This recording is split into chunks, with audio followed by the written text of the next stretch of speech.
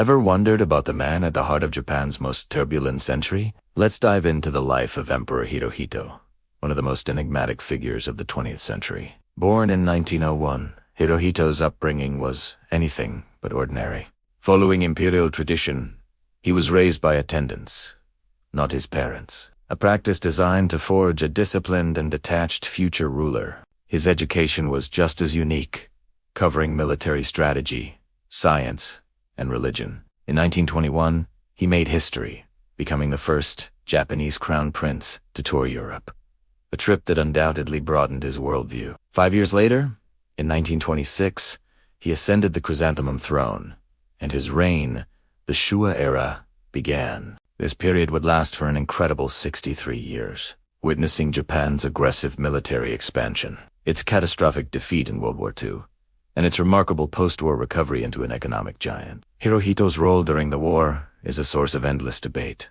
The Meiji Constitution granted him absolute authority as the head of the empire. Officially, he was the supreme commander of the army and navy. However, in practice, many critical decisions were driven by his powerful military leaders, often in his name. Was he a mere figurehead, a puppet of the military elite, or was he an active participant, fully aware and approving of the expansionist policies? Historians are still divided, sifting through diaries and records for a definitive answer. It's a complex puzzle with pieces that don't always fit. Here is a little-known fact that adds another layer to his personality. Hirohito was a dedicated marine biologist. Away from the affairs of state, he was passionate about studying marine life, even publishing several scientific papers and discovering new species of hydrozoa. It's a fascinating contrast, the emperor of a nation at war, also a quiet scientist exploring the depths of the ocean. Then came August 1945.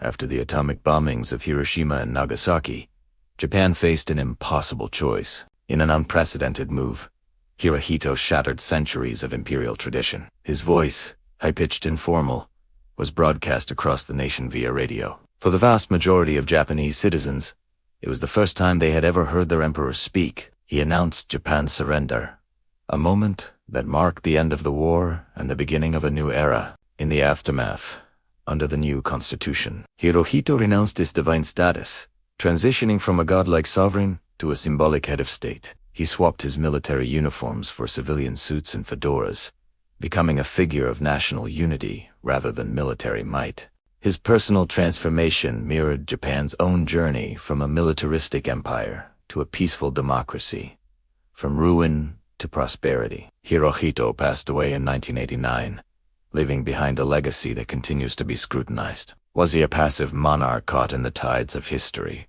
or a complicit leader who guided his nation into war? Whatever your conclusion, his reign undeniably shaped the destiny of modern Japan and left an indelible mark on world history.